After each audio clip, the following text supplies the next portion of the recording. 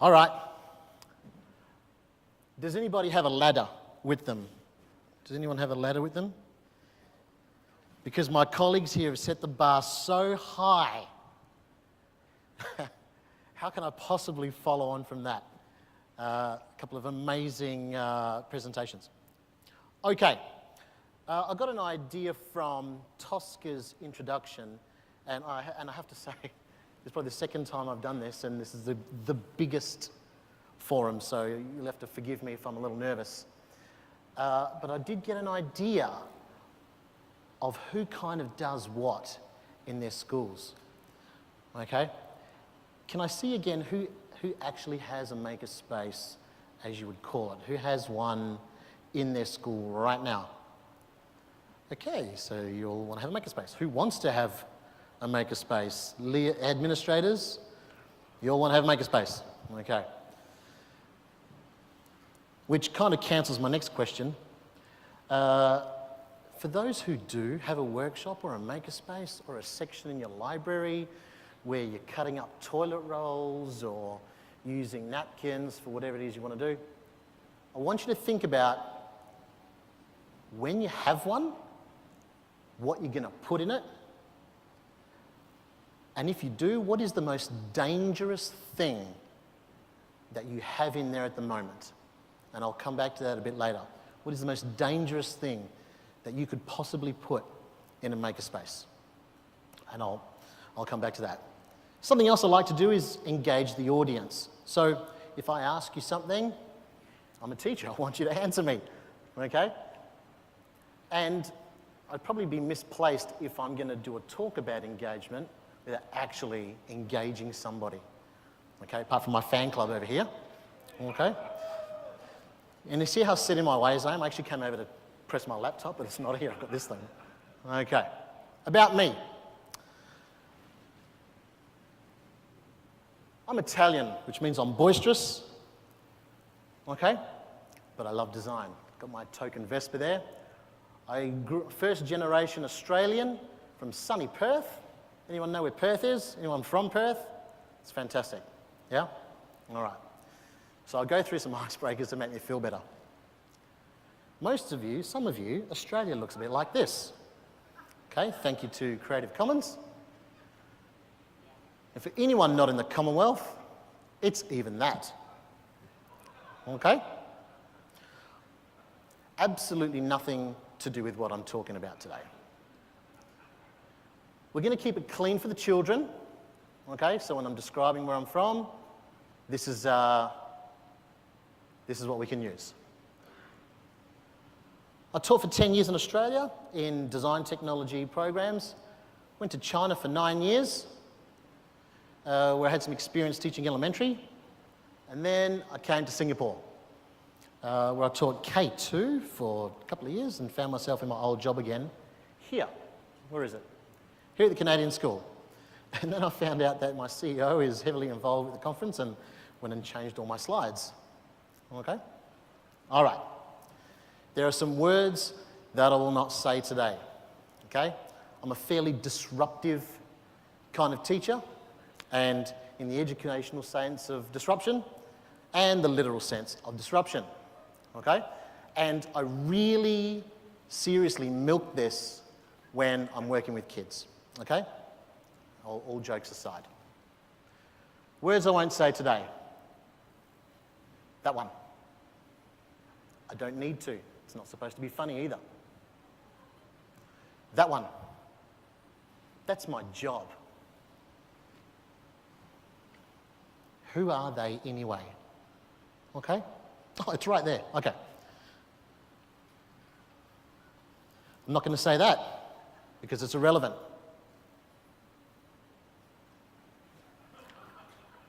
And I'm not going to say that either. And the reason is we are already there 16 years in. And if you ever go to Hong Kong or one of these places that has a 21st century theme, you're going to hear the same things over and over and over again. Is that really something that you can take back and put directly into the hands of your students? Which is something that I am really passionate about. Passionate is the other one I wasn't going to put up there, but I got stuck down. Words that you won't say today: low-tech and high-tech. I would challenge anybody to define those two at this point. In fact, when we sit down later, you can ask us. Okay?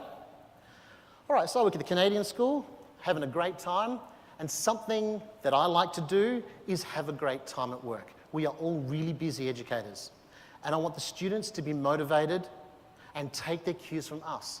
They're role models. When I walk out of the lift, I've got my headphones on singing Bruno Mars, The Lazy Song. You know the one? Today I don't feel like doing anything, right? And you're walking through and the kids are like, oh, that's not how teachers behave, you know. And I just seem to get results in my class. They want to be there. All right, so I'm going to try and relate some of my talk back to engagement, empowering students through design, and STEAM, which is what we do at our school as well. Okay?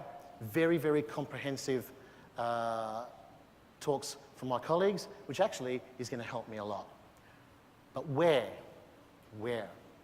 Effective spaces, effective use of spaces. I'm not going to tell you how to make a makerspace. Okay? Any old table is going to do the job. This doesn't work. Okay. This is our makerspace. Okay? Started by two gentlemen, Egmont Boone and Mike Peltier, who are here, and you can go see Mike do a talk. I think it's tomorrow. Okay, so when I was at school, these guys had done some groundwork. Okay, so Joe, here's some tools that you can work with. Okay, there's some machines, there's some traditional style benches. In fact, John's 1920 video, 20 picture, is like that. What I like about them is the following. They're on wheels, so I can put them anywhere I like. The second thing I like about them is something that you don't know, is that my students built them. And we chose the tools that went on them. My grandfather's workshop isn't in there, okay?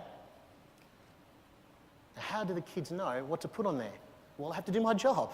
I have to teach them, okay? What's next? We have some flexible learning spaces. This is one of our Genius bars, okay?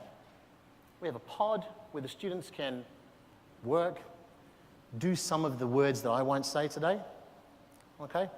And I thought it was pertinent just to show a little bit about, and if Fern was here today, there's a great plug for you. For me, I'm in charge of this pod. It's my responsibility to ensure that it does its job, okay? All our classrooms are the same. You need to make your classroom motivating for the kids. First year uni. It's got to be visual. I want to arouse the students' curiosity. I do that by singing when I walk out the lift in the morning. Any elementary teachers here? Okay? Even I dig into Reggio Emilia when I'm working out, what are the kids going to find interesting in my class? Okay? And it doesn't have to be pebbles and ribbons and seashells, okay? But I apply it to the context that I'm in. That's a result. Motivating. We're in international schools. We kind of don't have many discipline problems. So we're all about motivating, and that's my job, to motivate students to want to do something in my class. It doesn't matter what my makerspace looks like. It can be awesome looking or not. This is one of the top 3 things that I expect of my kids. Because if they've got tests and exams coming up, they're not going to relax, they're not going to design anything. They're doing their maths homework in my class or sleeping because they didn't go to bed at night. Okay? So I make sure that my design program has a pastoral element. It's not documented. That's my job, to keep kids motivated and curious and want to do something. And I haven't even opened the 3D printer cupboard yet. And fun. I recommend anybody to teach early years. One of the greatest experiences of my life. Taught me how to have fun again, rolling around on the floor like an earthworm. Okay? We used to have maker days. They were maker days. We had a building unit, how the world works or something. I turned the whole early years into maker stuff. I bought in bunches of wood and little hacksaws. Fun. Okay, we do this little thing called STEAM as well at the Canadian school, and It's been around for a long time too. I remember hearing about STEM when I was in grade 8 or 9, okay? The top one up there, where's the pointer? That one there. That's a 3D print. Can anyone guess what it's for? I only have 4 minutes left. Oh my God. Can anyone guess what that's for? Take a guess. In terms of STEAM. No? Any math teachers here? If I spin that, what's it going to look like? Isn't it something to do with fractals? I have no idea, because STEAM is an integration of a whole lot of subjects. Okay? And it's not a case of them coming to me just to print it so it's a novelty. Okay? This I printed just for fun, because we're taking things apart. How do things go together? What do they look like on the inside? It's a tool. What else we got? Just some stuff that we do. Token 3D printer, it's a tool. We had a group come through yesterday. Anybody come through my school yesterday? 1 or 2 people? So I had 2 different people. One said, wow, you got a 3D printer. And someone else said, well, so? It's a CNC machine. Hands up who knows what CNC stands for? Apart from you, and you. Who knows what it stands for? Computing numeric control. Who's got a bubble jet printer at home, an inkjet printer? Who's got one of those sitting in their house? It scans, it prints, you have to change the ink every couple of days. Yeah, computer numeric control. That, a laser cutter, and a 3D printer speak the same language. They go this way, they go that way, and they go up and down.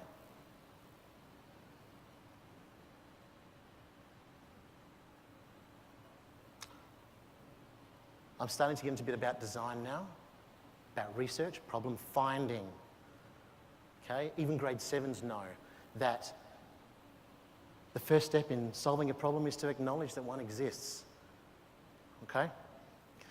That's a great picture, I included that. That is a birdhouse, inspired by a program called Landfill Harmonic, and I haven't put it up there. It's a good YouTube, inspired the entire unit. It's about sustainability, green design, and reusing. Almost out of time. Children's toys, educational products, celebrating our work, okay, and prototypes. Okay, moving on, fun stuff. Prototyping. When you think of a prototype, who thinks of that? No? Does anyone think? No? Who thinks of that? All right. Who thinks of that? You're all liars, okay?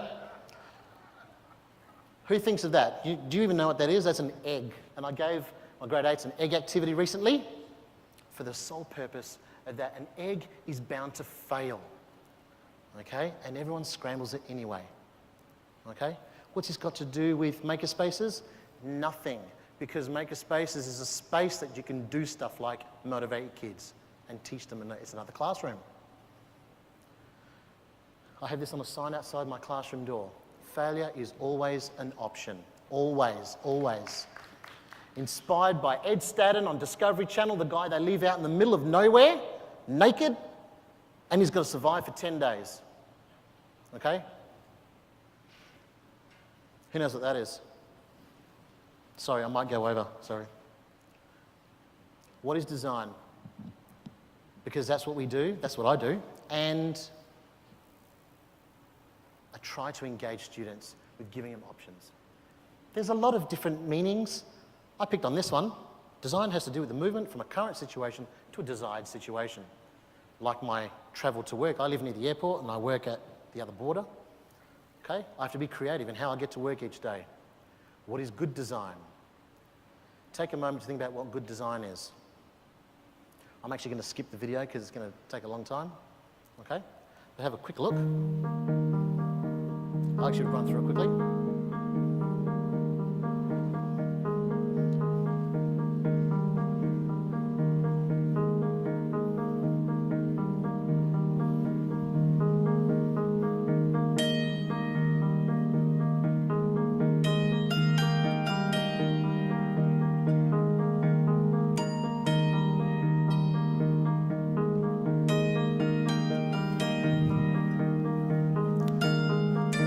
last bit out, I actually use that to motivate students to think about what they're doing. And of course, they're all into Apple products. Okay, and they go, oh, wow, I'm going to do something different. So I teach radical design. Okay? So what is good design?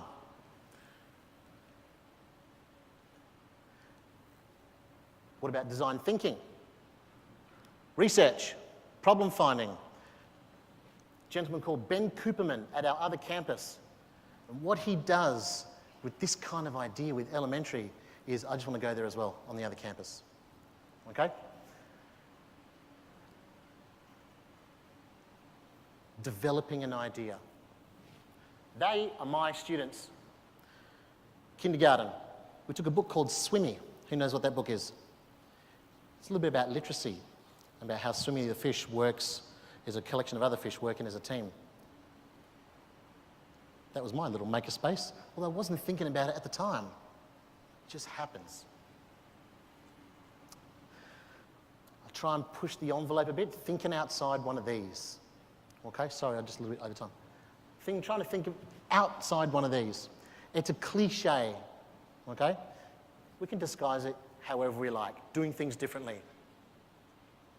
Doing things differently, a little bit radical, a little bit disruptive. Kids are motivated. All right. The last time I did a couple of talks, I measured my success as to how many people actually walked out. Okay? So I'm not sure if that's going to happen today. Things to avoid. Taking shortcuts. You're here to do a job, do it properly. Nothing about your coffee, this is something different, Tosca. There are lots of ways to make a cup of coffee. I don't need to talk about design thinking to do that. Real, authentic ideas. And improvise with the right tools. The aha moment, this is proof that Tosca and I didn't talk about it before, that's okay. But the aha moment, the realization went, oh, I get it. My 6-year-old son saying, Dad, this wood can be a car ramp for my little cars. And it was just a piece of IKEA bed. Okay, little aha moments. A few tips. Okay. Connect with design thinking, real context, student interests. When your kids go on a trip, get them to look for innovation. Bring it back to your maker space. Okay, bring it back. As an expert, you should say, ask an expert. Be authentic as an educator. Practice what you preach. If you're going to go back to your school, do it. Don't say you're going to do something and not do it. Learn. Get experience. What are you going to do when your 3D printer breaks down and MakerBot takes forever to get back to you? What are you going to do? How are you going to solve the problems in your workshop or your makerspace? Be inclusive. How will you differentiate to the kids who get it straight away and the kids who need time? It's your job, isn't it? All this stuff is basically your job, okay? So I'm going to race through it. Find your niche. Look in the mirror. What's your agenda? What is it you actually want to do? Do you want to get more enrollments? You know, do you want to do it for advertising, marketing? You're keeping your kids in the focus of what it is what you want to do. It's not always about Lego, 3D printers and laser cutters. I had a student who told me that she did not like using the laser cutter to do her project. She preferred to do it by hand and labour away and suffer and get that plastic to a polish by hand, because she's one of those words that I wasn't going to say at the beginning. And that gave me a bit of perspective and balance. A child who's grown up with technology wants to do it old school. Design thinking, physical spaces, learning spaces may not be EdTech, but how can they support you? Use your specialists. Safety. What do you know about it? All right. What is the most dangerous thing? Any ideas? You're not engaging with me. No? Okay. That is the most dangerous thing I have. I've got a welder, I've got welders as well. I've got laser cutters with a beam that will, it's a 60-watt cutter, will cut your arm right off. I've got saws and chisels. Chisels so sharp I can shave the hair on my arm. And there's a lot there, okay? But that. So when you've got your little makerspace in your library and you've got loads of these, take caution. That's the most dangerous thing that you're going to have in your makerspace. This will be available. Talk to these people. Thank you for your help and your ideas. Talk to these people. I work with them directly. There are others as well, okay? And they contributed to my slide. That guy there belongs to me, 7 years old yesterday. And I can say, yeah, he's been a maker since he was 2. He's tinkering. He's tinkering with bubbles. How do bubbles work? I can blow them. I can eat them, okay? But all children have this curiosity in them, okay? They want to do stuff. They want to have fun. And they want to be engaged, whether it's self-motivation or whether it's inspiration from you, okay? You don't need to cultivate creativity or inspiration from anything. You've got self-motivators. You've just given them some fun, give them something to do, even grade 12s. Thank you very, very much. Sorry it went over time. Sorry it was a little disruptive. I do have some opinions, and thank you for listening. Cheers.